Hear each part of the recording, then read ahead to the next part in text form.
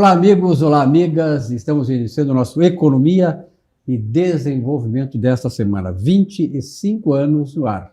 Começamos em 2000, programa que esteve lá na TV Guaíba, TV Bandeirantes, e hoje, naturalmente, com o acesso das redes sociais, a multiplicação desses canais alternativos, hoje nós estamos nas redes sociais também. Então, muito obrigado aí por aqueles que, de certa maneira, apoiaram o programa lá desde o começo, inclusive na área médica, que nós vamos falar sobre isso, né?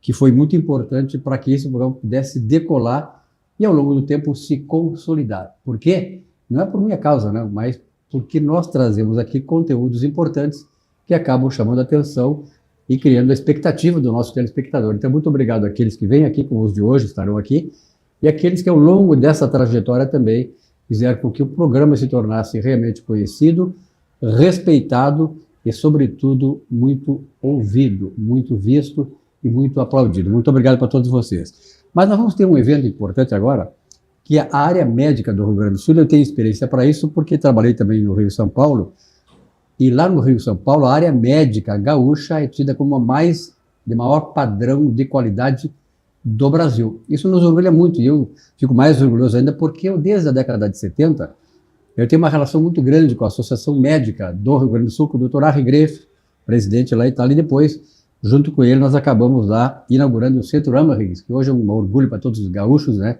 e sobretudo para a classe médica do Rio Grande do Sul. Mas eu estou aqui com duas figuras importantes da área médica, né, do Rio Grande do Sul, e que vão nos falar sobre um evento importante, a terceira edição do Health Meeting, que acontece dias 21, 22 e 23, agora estamos começando outubro, na PUC, lá nos pavilhões da PUC, nos cenários, né, importantes de eventos que a PUC mantém aqui em Porto Alegre, no Rio Grande do Sul. Gilmar da Rosa, muito obrigado, Gilmar, pela tua presença aqui. O Gilmar, que é o CEO, né, da Health Meeting.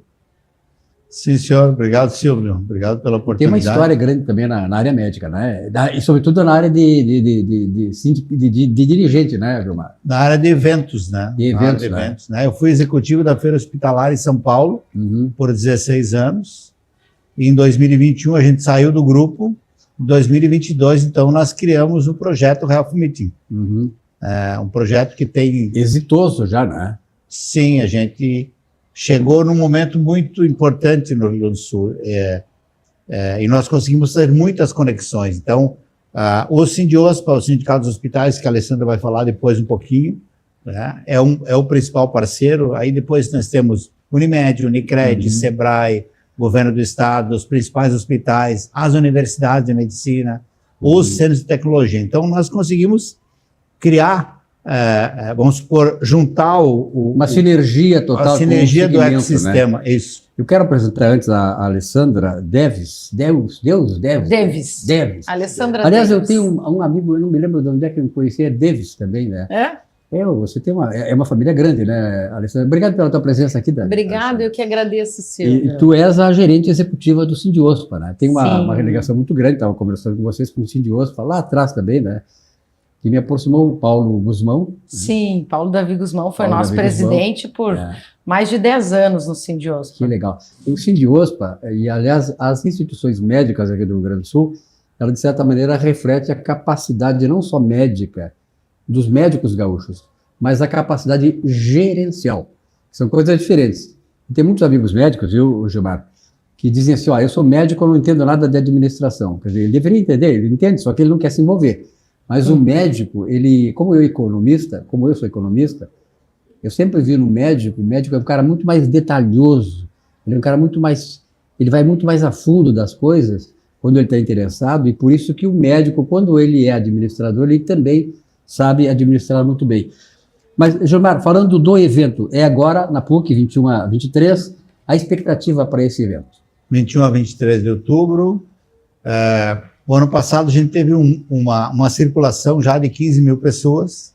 Esse ano a gente acredita que deva ter um pouco mais que isso, em torno de 20 mil pessoas. A expectativa é a melhor possível. Nós crescemos fisicamente em torno de 20% na área física. Nós tínhamos dentro do pavilhão, o pavilhão tem 5.600 metros da PUC. Então, nós ocupamos o pavilhão. Vai ficar pequeno já, daqui a pouco, né? Sim, já vai ficar pequeno. Espero que sim. É. Então, nós ocupamos 5.600 metros, mais sete entre auditório, teatro, no complexo da PUC, que esse é o tema da Alessandra, né? Onde estão posicionados os congressos que acontecem simultaneamente. O ano passado nós tínhamos um auditório principal dentro da feira, nós tiramos para poder acomodar os expositores. Tivemos visitantes de 15 estados e 6 países no ano passado, expositores também de 8, 10 estados. Então, o Rio Grande do Sul é o segundo polo do Brasil em tamanho e é referência, como tu mencionou no começo, né, com profissionais como Fernando Torelli, que agora é vice-presidente do Grupo DOR no Rio. Rede DOR no Rio. O Alceu Alves, que hoje está na MV. Conheci o Alceu ali no Mãe de Deus. Mãe de Deus. Ele foi meu presidente também no Sindiospa. Na verdade, sim, são profissionais médicos que enveredaram para a área também de administração, né? E se notabilizaram com isso, porque são caras competentes. Então, é importante, né, Gilmar, porque na área de administração, ela tem, assim, suas peculiaridades, né? Então, ela precisa ter alguém que seja sensível a sentir as coisas, ter uma perspectiva, uma visão, e vocês têm isso, né?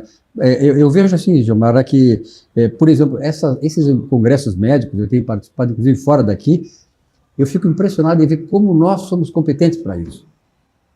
Os congressos do Rio Grande do Sul, aqui, seja da área médica ou fora da área médica, são muito competentes. Olha, nós damos lição para o Brasil. Eu digo isso como jornalista, que eu frequento outros, São Paulo, Rio, Bahia, Salvador e tal, Pernambuco, e realmente, olha, nós estamos num padrão mais elevado. Mas, em resumo, o que o evento vai se propor? Qual é o principal segmento, tronco principal desse evento? O evento ele tem 3 pilares, né? O pilar da gestão, o pilar da inovação e o pilar da assistência. Então, você tem, falando dos congressos, né? Não posso roubar muito a fala da Alessandra. Daqui a pouco a Alessandra vai desenvolver. Mas assim, o que traz as pessoas para a feira são os congressos. Então, depois a Alessandra fala de como que são montados os congressos, como que atuam os comitês técnicos. Mal comparando, tu vai entender um termo, quando disseste que o congresso é o chamativo, né? Naquele tempo, que é do meu tempo, talvez mais novo que eu, mas a gente dizia um pega-ratão, né? Pega-ratão? E o pilar da inovação, onde a gente tem uma área exclusiva de startups, onde a gente consegue conectar a startup com as grandes empresas e os grandes hospitais. Porque a inovação está muito voltada aos jovens, às startups. Então, tem uma área exclusiva, com uma arena para as startups. Ali junto, tu tem uma batalha de startups, tem R$200 mil para campeã, que a batalha acontece, né? Tem uma pré-classificação, classificou 12, agora as 12 vão para o palco. Tem uma área do Sebrae, e ali, essa arena de inovação, tu tem a Unicred apoiando o Sebrae, uma área de pequenas empresas que já passaram de startups, que o Sebrae traz, e um projeto novo que nós colocamos esse ano para melhorar a questão do business, que é as rodadas de negócio. Uma tecnologia que o Sebrae domina também vai estar. Então, essa área de inovação está muito robusta, muito sólida, com cada vez mais tanto expositores quanto espectadores. Interessante, né, que antigamente, quando começaram esses congressos todos, né, e havia um certo receio, principalmente da mídia, né, quando tu falava negócio no meio. Mas a vida toda é negócio. Nós negociamos conosco mesmos, né? Nós negociamos com a minha família, negociamos com a mulher com o marido com a mulher, a gente passa negociando. Negociar faz bem. O grande problema do brasileiro, eu como economista às vezes parece que eu digo exatamente isso, nós temos que quebrar certos paradigmas, né? Que acabam fazendo com que nós acabemos criando obstáculos onde não existem. E isso é muito ruim para o Rio Grande do Sul. Aliás, o Estado se desenvolveu muito menos do que deveria se desenvolver, exatamente porque o gaúcho ainda tem esse sentimento um pouco bairrista, preconceituoso. Ainda mais quando se fala em saúde, né? Ainda mais Saúde nessa área e da negócio. saúde. Pô, saúde e tal. A saúde é o A negócio. saúde custa, né? A saúde custa. Eu digo assim, a saúde é de graça? Não, a saúde custa. Saúde e olha aqui, custa. ó, é o melhor investimento que a gente pode fazer. Exatamente. Então, isso tem o seu custo naturalmente. Alessandra, gerente executiva, eu acho que ela nunca trabalhou tanto como agora, né? Essa época é brava, né? É verdade, verdade. Fala um pouquinho dos congressos, Alessandra. Pois então, tá? Falando um pouquinho do Sindiospa, Claro. então, né?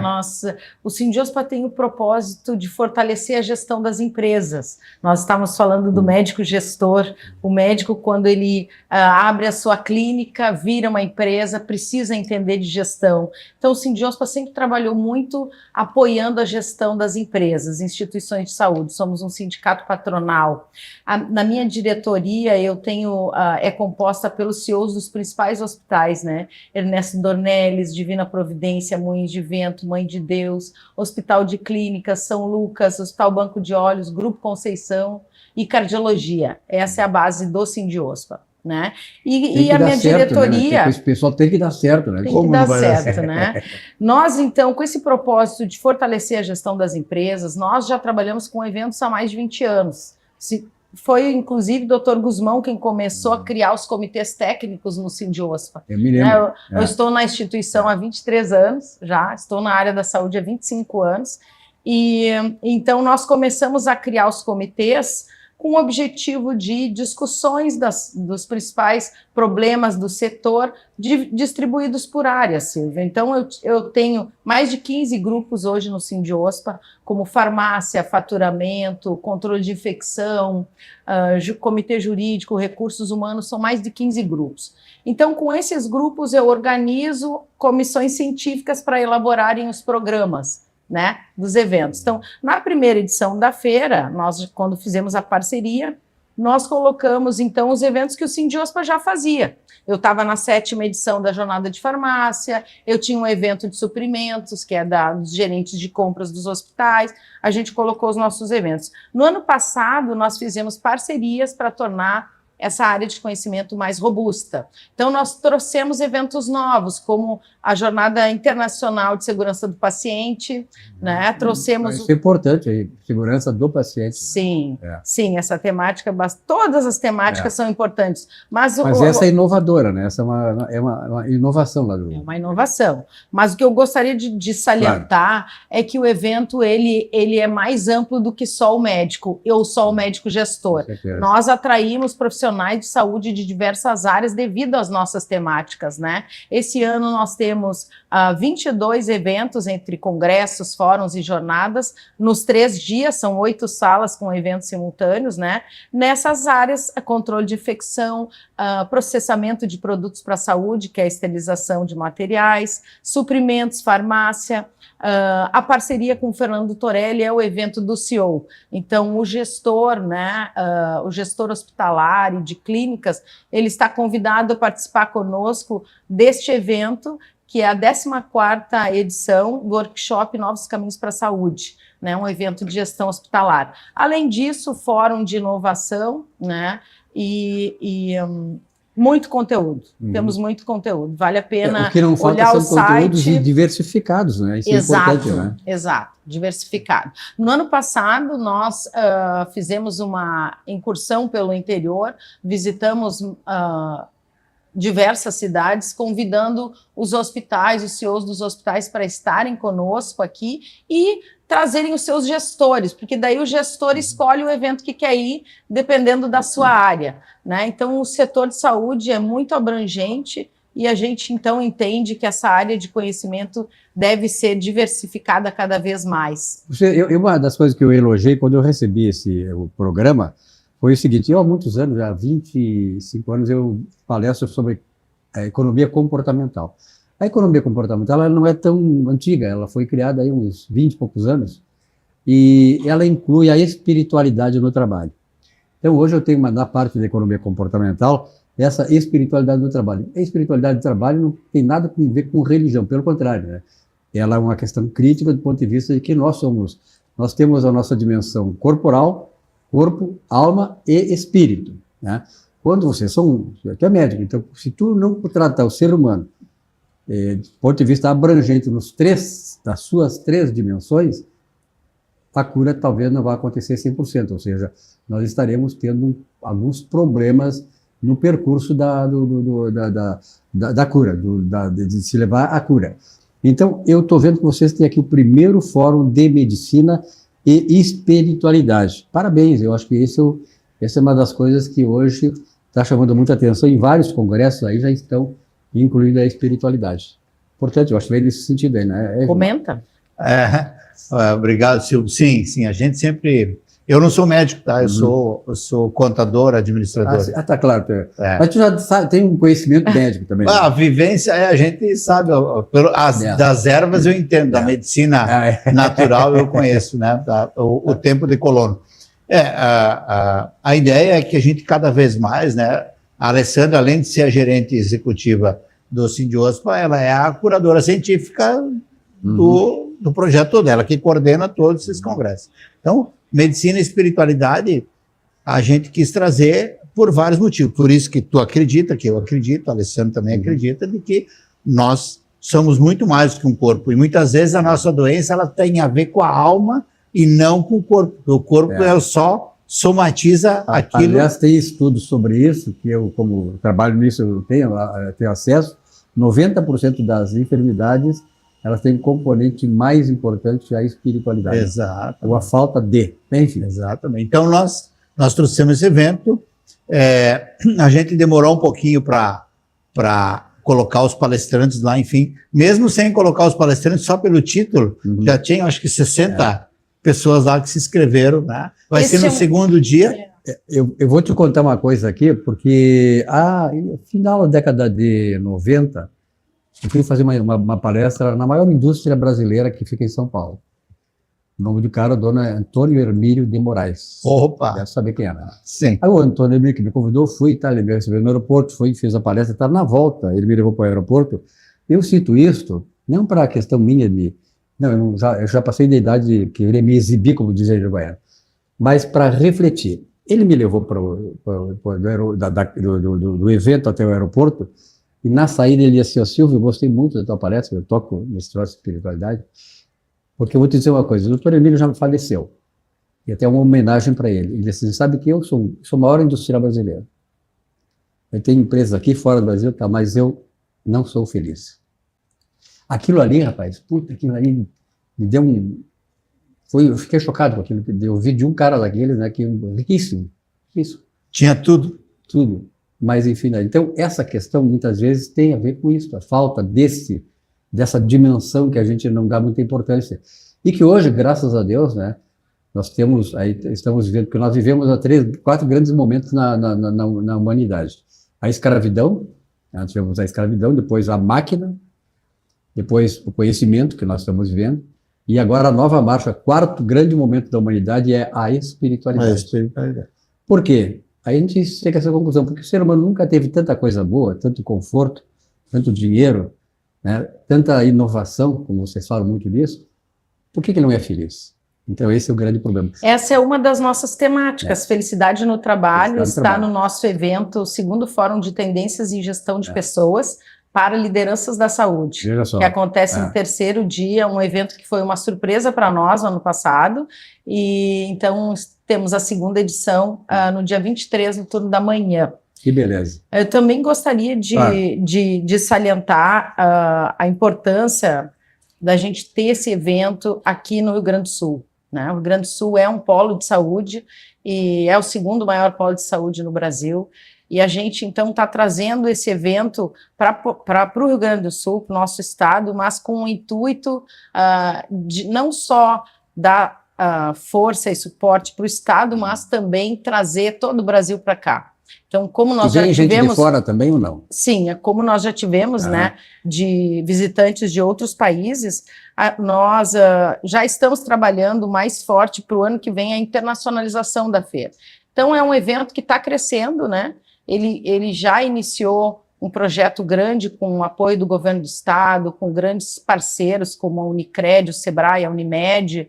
Então, é um evento que as empresas têm que ter um olhar aí diferenciado, uma preocupação em estar presente, colocar sua marca, estar como expositor e participar dos eventos também. E para a empresa que está presente nisso, é uma grife, né? Serve como uma grife, uma carta de apresentação, né? Gilmar, alguma coisa mais para concluir? Bom, Hospital do Amanhã. Eu falar um minutinho do Hospital do Amanhã. Sim. Nós temos um projeto chamado Hospital do Amanhã, onde cada ano, né, em parceria com o Hospital de Clínicas de Porto Alegre, esse ano, como a Alessandra falou no começo, são 20 empresas dentro de um espaço. Cada ano a gente tenta mostrar um pedaço do hospital. Então, ano passado, então, era uma UTI. Então, é uma UTI. Esse ano é um bloco cirúrgico. Então, nós temos a preparação, o bloco e a sala de recuperação. Qual é o objetivo disso? É desafiar os hospitais, né, principalmente os hospitais do interior, para tentar buscar e avançar na sua tecnologia.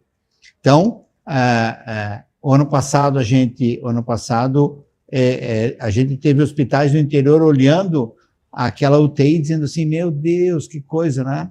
Eu não posso ter essa UTI aqui porque eu não tenho dinheiro para isso, mas eu posso ter isso, posso ter isso. Então, essa é a ideia, né? É legal, né? Despertar interesse nele. Isso, e que a gente possa, esse ano a gente também dentro do Hospital da Manhã vai ter momentos de apresentação do que está ali, né? Alta tecnologia, inteligência artificial participando muito da saúde, das decisões hoje. Então é isso. E reforçar o convite, né? 21, 22 e 23 de outubro. Hoje nós temos a grande feira, que é a Feira Hospitalar em São Paulo, né?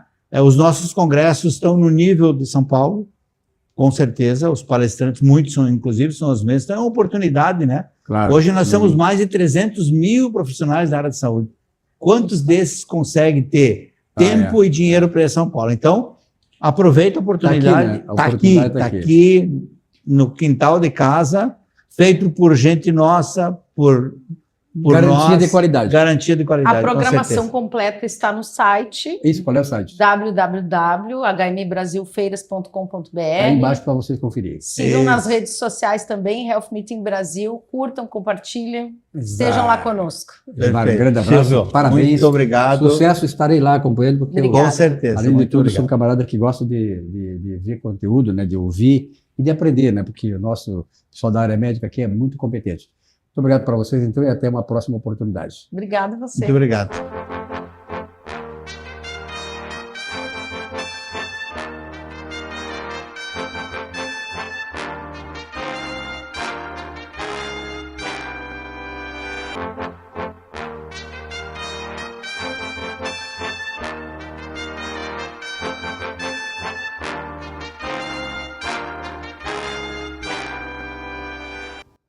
Muito bem, o meu convidado agora, nesse espaço do Economia e Desenvolvimento, ele está aqui no programa quando ele não está no exterior, né? Então, hoje ele está no Rio Grande do Sul, está no Brasil. Wesley Lacerda. Wesley, prazer. Tudo bem, meu querido? Saudade que eu estava de ti. Da mesma que forma. Bom que a gente está junto aqui. Está viajando e tal. E tu tem um cara, né, Wesley? Além de ser um empresário de sucesso e tal, eu vejo que tu tem muita sensibilidade nas conversas que ele tem, eu vejo sensibilidade sobre os negócios, sobre a questão política nos negócios, as relações entre os países, e tu estivesse agora fora do país também, né, e sabe que nós estamos aí numa situação muito ruim, do ponto de vista das relações diplomáticas entre o Brasil e os Estados Unidos. E aí, o que tu acha que vai acontecer daqui para frente? Olha, Silvio, esse é um assunto duro, né? Infelizmente, as nossas posições não são boas pró-Brasil, né? A gente vê fora, não só com os Estados Unidos, né, mas vê um apequenar do Brasil. O Brasil está se tornando um anão diplomático. É triste a gente ver isso, né? E o exemplo nosso agora recente foi pós-discurso da ONU, onde nosso presidente fez uma abertura ridícula. Eu me dei o trabalho de assistir a abertura que o nosso presidente fez, né? Fez um eterno discurso de injustiçado, de pobre contra rico, de um lado contra o outro. Ele fez um discurso para o Brasil, fez um discurso que saberia que estava sendo gravado e divulgado no Brasil. Não tem ali um discurso de posicionamento internacional. tem ali um discurso para acalmar o seu fã-clube no Brasil.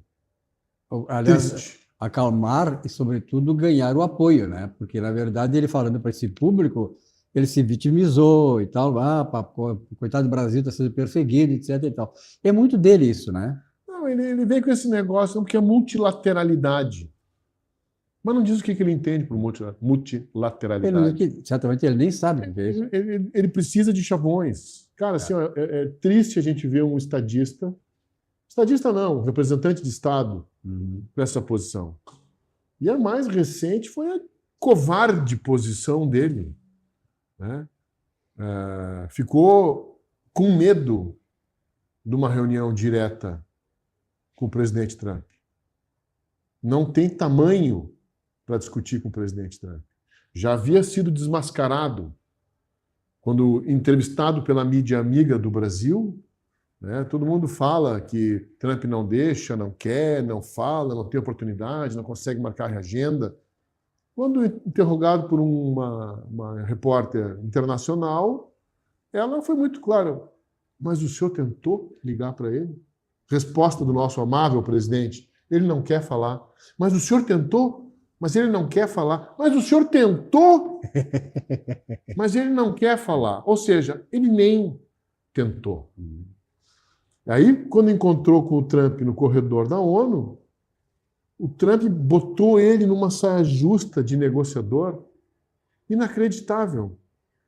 Falou para ele: não, esse é um cara legal, um cara que gosta de mim, eu gosto dele. Comigo. Tivemos uma boa química. Trump é muito esperto, né? E aí ele falou o diabo do Brasil, que é um país de perseguidor, que tratou mal os Estados Unidos, que nos botou taxações, que não nos ajuda, que o Brasil está indo num caminho muito errado, que o Brasil assim não vai a lugar nenhum, se não se juntar com os Estados Unidos não vai a lugar nenhum. Botou o Lula numa confusão enorme, não acatou nada e disse publicamente para o mundo: mas falamos semana que vem, eu adoro ele, ele me adora. Ou seja, botou todo o problema no colo do Lula. E o Lula, com medo de passar o fiasco que o Zelensky passou, que o Trump botou ele na vitrine para dizer o seguinte: eu quero as terras preciosas, e tu tem que ceder tudo, tem que aceitar tudo, tu tem que fazer tudo, e eu ainda quero as terras com metais preciosos. O Zelensky, na hora, disse assim: não, aí eu não posso dar. Não, mas isso não.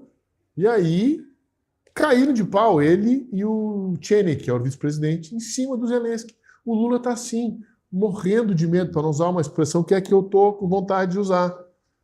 Está se cagando de medo. De medo.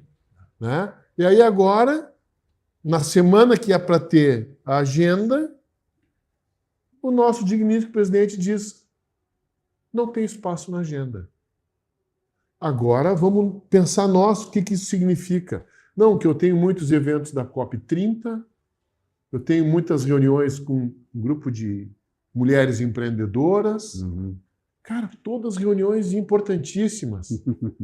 Mas isso formaliza que a agenda de Lula não é o Brasil. A agenda de Lula não é a soberania do Brasil. A agenda de Lula não é a negociação das tarifas. A agenda do Lula não é resolver o problema do emprego e a relação com os grandes clientes. Os Estados Unidos é o segundo maior cliente do Brasil. A agenda dele não é garantir o mercado para o Brasil. A agenda dele é garantir a reeleição. Ele tem uma pauta que Trump espizinhou, que é a da energia verde, das energias renováveis. Ele bateu na Alemanha, bateu em todos os países que estão nessa linha e desmoralizou a COP30, que é para isso. E aí o Lula, que disse: não, eu vou convidar ele para a COP30, perdeu o argumento. Agora, com medo do Trump dizer que não vou na COP30, com medo do Trump dizer não cedo nas tarifas, com medo do Trump dizer: o que eu quero saber é se vocês vão transformar de volta o Brasil num país que segue a Constituição e dá um basta na ditadura da toga no Brasil. com medo de afrontar esses argumentos, o Lula não tem agenda. Porque a agenda dele não é o Brasil. A agenda dele é a reeleição. A agenda É o dele poder, né? É o questão de poder. É a só. garantia no poder. O que eles estão fazendo? Cara, eles querem aprovar a tributação do lucro das empresas.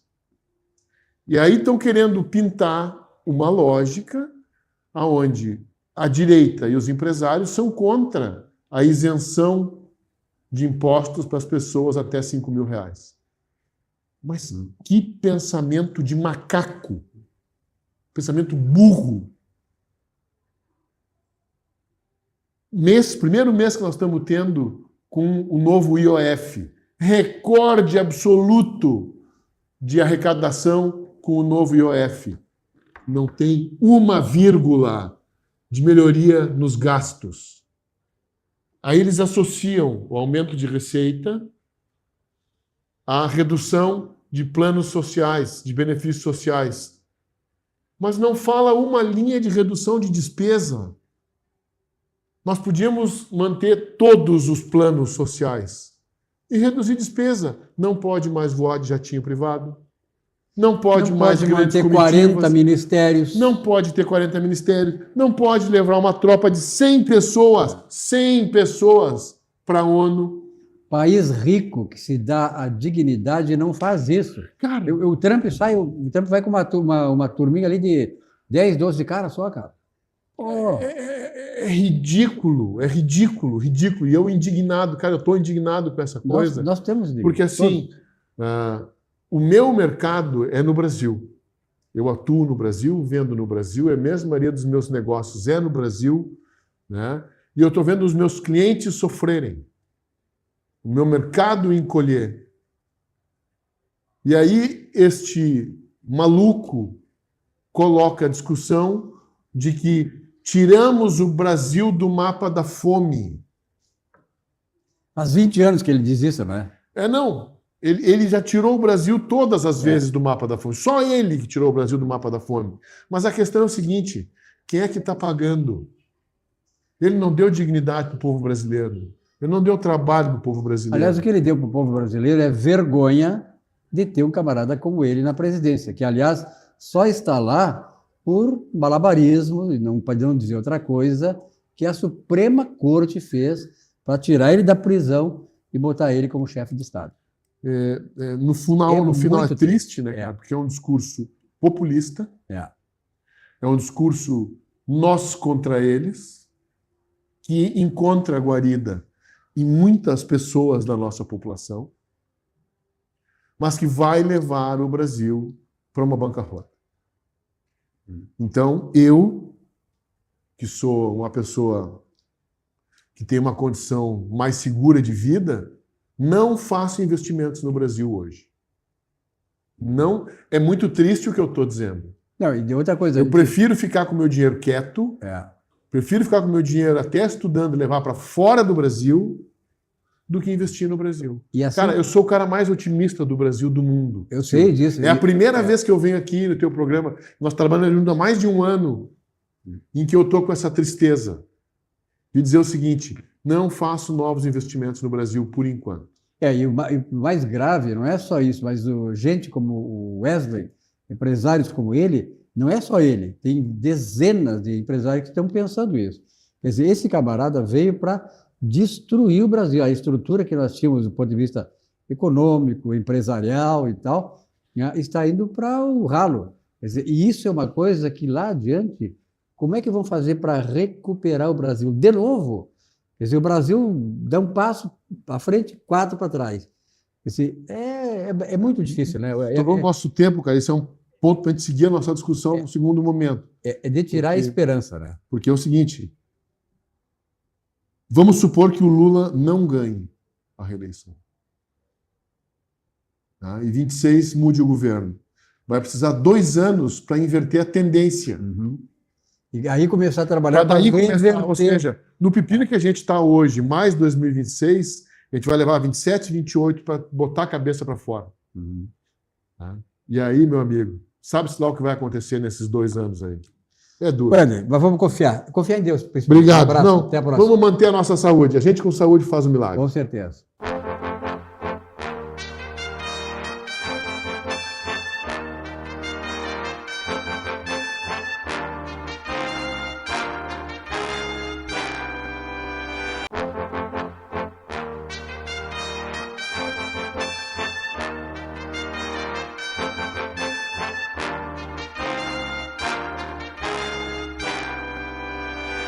Muito bem, estou recebendo aqui o advogado, técnico em contabilidade. Ele inclusive, é pós-graduado em advocacia, né? Direito do trabalho. Direito de trabalho. Verdade. Juliano D'Agostinho, obrigado pela tua presença Eu aqui. que agradeço, Silvio Lopes. Trazendo sempre um assunto importante, naturalmente, todo mundo que desfila aqui no nosso Economia e Desenvolvimento há 25 anos, né, comemorando esse ano 25 anos, e o Juliano traz um assunto importante. Aliás, ele me passou aqui agora, que é um telespectador, né, um ouvinte dele, do programa, fez esta questão para ele. Recebi uma cobrança de 5 meses de salário de um empregado durante o período em que o mesmo estava recorrendo de uma decisão do INSS. Aí pergunta o teu ouvinte, por que eu devo pagar se quem não se apresentou foi ele? E aí? É uma situação recorrente, né, Silvio Lopes? Como a gente... geralmente, as perguntas que são trazidas aqui pelo programa são situações recorrentes na rotina empresarial e que tira aí o sono dos empreendedores, né? Exercer empresa é uma atividade transdisciplinar, né? Uma atividade que demanda aí aplicação de diversas espécies da área do conhecimento. Então, dentre elas a contabilidade, o direito, a medicina, né? E essa é uma situação, esse é um caso típico que demonstra essa transdisciplinariedade do exercício de empresa. Então, o que acontece? A jurisprudência entende que a empresa ela tem a obrigação de pôr o cargo à disposição do empregado quando esse recebe a alta da Previdência Social. Por quê? Porque ele, não sendo beneficiário do auxílio, ele automaticamente fica sem a sua renda. E é o momento em que a empresa precisa pôr o cargo à disposição para que ele possa ter, enfim, uma renda para subsistir. Até porque houve uma decisão do INSS pautada por um exame médico que justifica que o mesmo possui aptidão para o trabalho. Então, essa é uma situação que causa pânico nos empresários. Por quê? Por causa do ônus probatório. Então, o ônus probatório do quê? Da ciência da alta e da prova da recusa do trabalho. Então, quando o telespectador diz ele que não se apresentou, então aí fica o aspecto de quem é o ônus de provar que ele foi convocado ou que ele não quis se apresentar, ou se ele informou para a empresa que teve alta e a empresa cedeu para ele permanecer na sua casa até o resultado do recurso contra essa decisão do INSS, enfim, esse ajuizamento também pode ocorrer. Isso ocorre, a problemática se dá quando o recurso da decisão do INSS é indeferido. Então, é indeferido esse recurso, ele não fica sem o direito previdenciário durante o período e sem o salário. Então, a obrigação que a empresa tem é de pôr o cargo à disposição desse funcionário, tá? Então, esse tema, ele virou uma pauta controvertida junto ao TST, é o tema número 302. Então, aonde está se estabelecendo, onde está se fixando, a quem incumbe o ônus de provar a ciência inequívoca da alta previdenciária e a recusa de trabalhar ou de pôr o cargo à disposição. Então, esse é um tema. Agora, até essa situação ficar resolvida dentro da jurisprudência de uma forma vinculativa, até lá a empresa tem que se precaver, porque o sistema trabalhista judicial, ele impõe à empresa uma gama de obrigações documentais que dentro da área jurídico-processual a gente chama de ônus probatório. Então, o que é o ônus probatório, Silvio Lopes? Quando um funcionário alega que fazia hora extra, por exemplo, a empresa que tem mais de 20 empregados, ela tem o ônus probatório de comprovar que a jornada dele. É o ônus e como é que o faz? Faz mediante o controle de jornada por meio de cartão ponto variável e cujo um canhoto deve ser entregue lá para o funcionário. Então, já quando a empresa tem menos de 20 funcionários, esse ônus passa a ser do empregado. Então, como esse tema, esse ônus está sendo debatido no TST, o que a gente indica dentro da rotina empresarial nesse serviço de preventivo jurídico, né? Então, é importante que a empresa notifique o funcionário para que se apresente à empresa, considerando a alta previdenciária, sob pena de faltas. Sob pena de faltas. Então, notificando dessa obrigação o empregado, ele se desincumbiu da prova, de que ele pôs o cargo à disposição e que se quem não se apresentou foi o empregado, esse receberá faltas. Claro, no momento em que ele diz que eu não estou indo trabalhar porque eu estou recorrendo. A falta continua. No entanto, ele não vai aplicar o aspecto do abandono de emprego, porque ele informou a razão pelo qual ele não está indo. E, não obstante não justificar a falta dele, ele não demonstrou o ânimos abandonandi, que é todo um aspecto relacionado lá às causas para rescisão por culpa do funcionário. Uma delas seria o abandono de emprego. Essa situação se tornou mais delicada, Silvio Lopes, porque a partir da implementação do Meu INSS, ocorreu que ficou a cargo do empregado e somente a ele acessar o andamento e as situações previdenciárias. Então, a empresa não tem como ter acesso ao Meu INSS. No entanto, a portaria 1012 do INSS de 2022 estabeleceu que no gov.com, então no sistema do governo, é possível a empresa acessar as decisões previdenciárias dos seus empregados, mediante um pré-cadastro da empresa junto à Receita Federal. É um serviço que pouca gente tem conhecimento. Então, mas é importante pelo quê? Porque se o funcionário se um funcionário não falar nada, recebe a alta e não fala nada, e chega lá no tema 302, e não, isso é o ônus da empresa. Por que é o ônus da empresa? Porque tem o acesso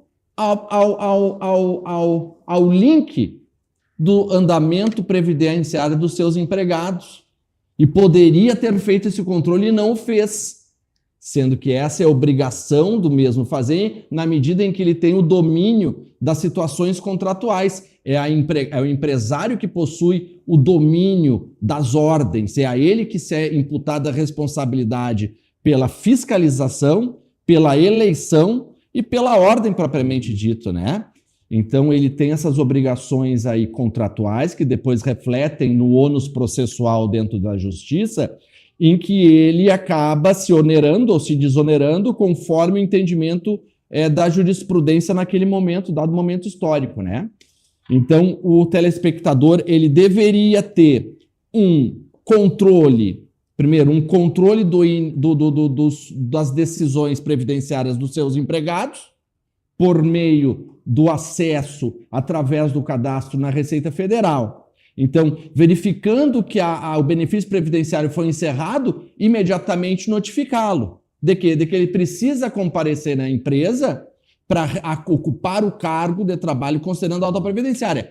E o empregado aí vai se apresentar informando, justificando, ou enfim, arguindo. E daí a importância também desse aspecto médico ocupacional, onde é importante que a empresa tenha o seu médico laboral de confiança e que possa é fazer uma adaptação muitas vezes. Olha, ele não está podendo fazer essa atividade, mas como a gente tem uma alta previdenciária aqui justificada, ele pode ocupar esse setor até uma melhora, né, no quadro de saúde. Então, na verdade, é uma checagem, né? Para ver se o cara está bem ou não está bem, não é? exatamente. Então, então quando há o exame de retorno, né, o exame de aferição, o ASO, né, que é o atestado de saúde ocupacional, aonde um médico da empresa vai fazer essa aferição, né? Agora, sabedor de todo esse arcabouço jurídico,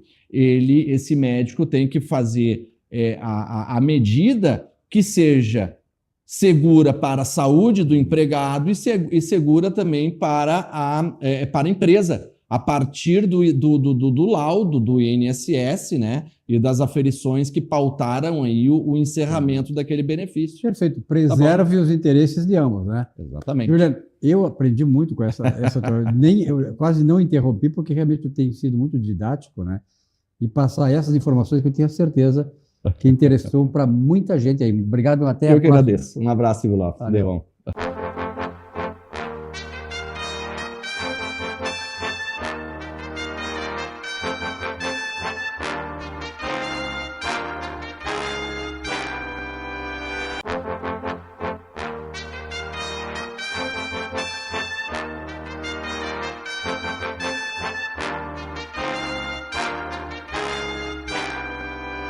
Muito bem, para encerrar o programa desta semana, estou recebendo aqui o advogado, contador, amigo da gente, que é o Giovanni D'Agostino. Giovanni, obrigado pela presença uma vez mais, né, neste momento empresarial. E o Giovanni sempre traz assuntos importantes, não só para a área empresarial, mas também, muitas vezes, para a questão que diz respeito aos empresários, mas também às pessoas físicas, né, que têm interesses empresariais e interesses de negócios. Vamos falar um pouquinho sobre o ITBI, Imposto sobre Transmissão de Bens Imóveis, né? Tem novidade aí na área, né? Então, telespectadores, nós temos aí algumas mudanças acerca do ITBI, principalmente mudanças jurídicas, não é? Uma delas é a base de cálculo do ITBI. O senhor sabe o que é a base de cálculo? Qual é? Essa eu não sei. A base de cálculo é o montante sobre o qual incide o imposto, certo? Eu achei que tu tivesse sabendo a percentagem da base de cálculo. A percentagem normalmente é a alíquota sobre o qual incide o tributo, né? O quinhão sobre o qual incide a base de cálculo, né, seria a alíquota, não é? Mas muito se discute acerca do ITBI quando o sujeito... imagina que o sujeito faz um negócio de ocasião, compra 1 ou 2 imóveis que foram recém-lançados, né? Faz esse negócio, a construtora está precisando de dinheiro e compra os imóveis. Chega na hora de fazer o pedido da guia do ITBI para fazer a escritura pública, então é levado para o município para fazer o cálculo do ITBI. E o município, ao invés de levar em conta o valor do negócio, leva em conta o valor do mercado, o presumível valor de mercado. Isso é muito comum acontecer. E normalmente a base de cálculo que é atribuída pela municipalidade é maior do que o valor da operação. Então vamos imaginar que o sujeito compre um imóvel por 300 mil e paga o imposto sobre uma base de 450 mil. Isso é muito comum. Tá? E aí o contribuinte fica numa segunda situação. Se não paga o tributo, não consegue fazer a escritura pública. E muitas vezes quem está vendendo, quem está comprando, o negócio se implementa, o pagamento se implementa na escritura pública por uma questão de segurança.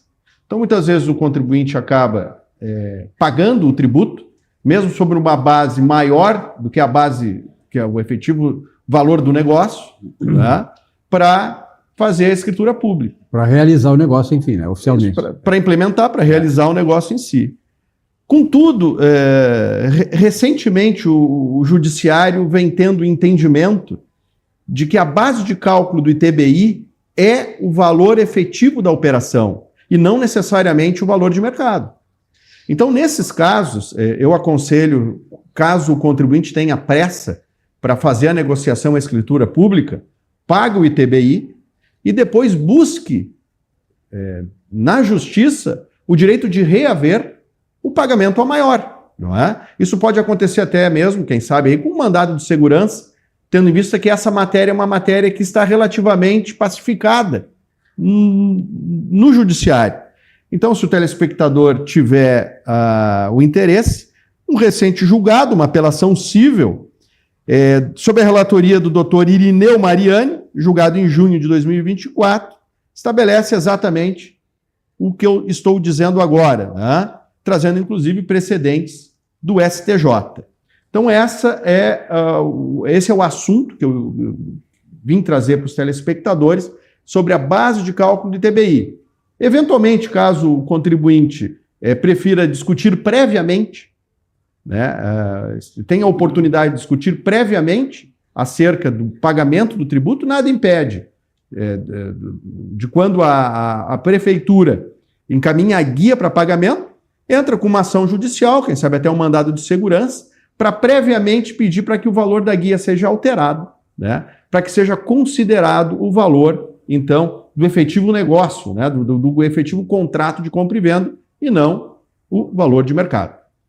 E essas questões aí que dizem respeito a... Isso aí movimenta muito o mercado, né, Giovanni? Quer dizer, não só o mercado de compra e venda, mas essas mudanças de alíquotas, de base de cálculo e tal, isso aí é capaz de movimentar o mercado para cima ou para baixo? Olha, movimenta o mercado no sentido de que quando o sujeito compra um imóvel, ou vende um imóvel, principalmente quando se compra um imóvel, o comprador, além de pagar o ITBI, paga os emolumentos cartoriais e todas as demais despesas de aquisição do imóvel. Isso o comprador, né? O comprador que paga. O comprador que paga. E isso acaba acrescentando... Onerando mais ainda. Né? Onerando mais a compra, não é?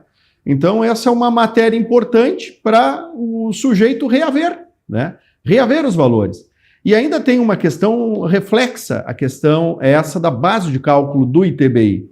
Porque normalmente os cartórios cobram os emolumentos tendo por base o valor do imóvel, né?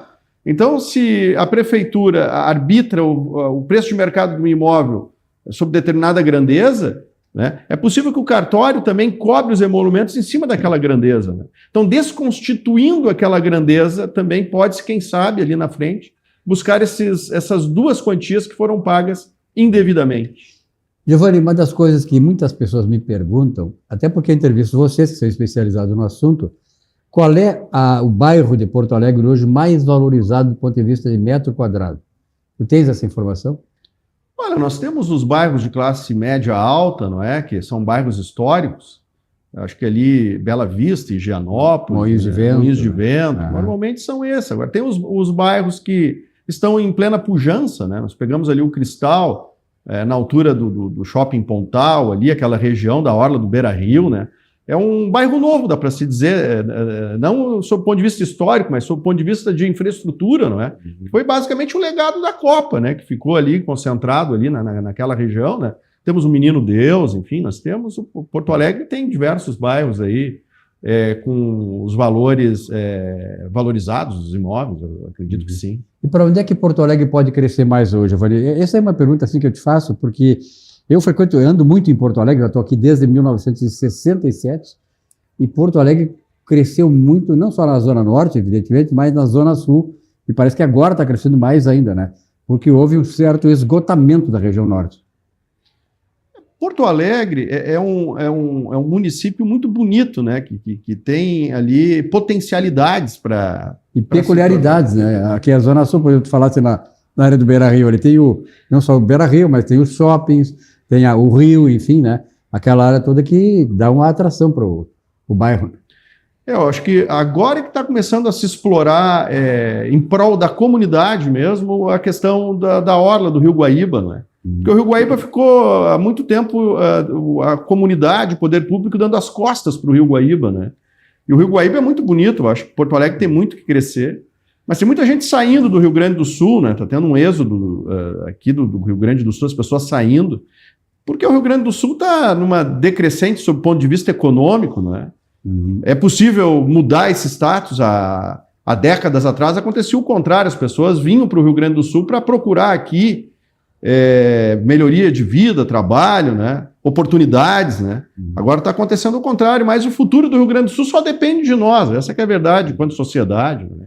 Realmente Porto Alegre, ao longo desses 50 anos para cá, né? Evidentemente, 50 anos são 5 décadas, né? E justamente Porto Alegre teve um desenvolvimento muito grande. Eu acho que hoje a cidade já está se ordenando melhor. Eu quero dizer o seguinte, tem muitos bairros que já estão esgotados e eles então têm que melhorar o bairro, né? Não há mais aquela preocupação de... Quando vai criar um novo bairro, a prefeitura já tem que desviar recursos para obras de infraestrutura, etc. e tal, né? E acaba não tendo o mesmo cuidado com os bairros já existentes.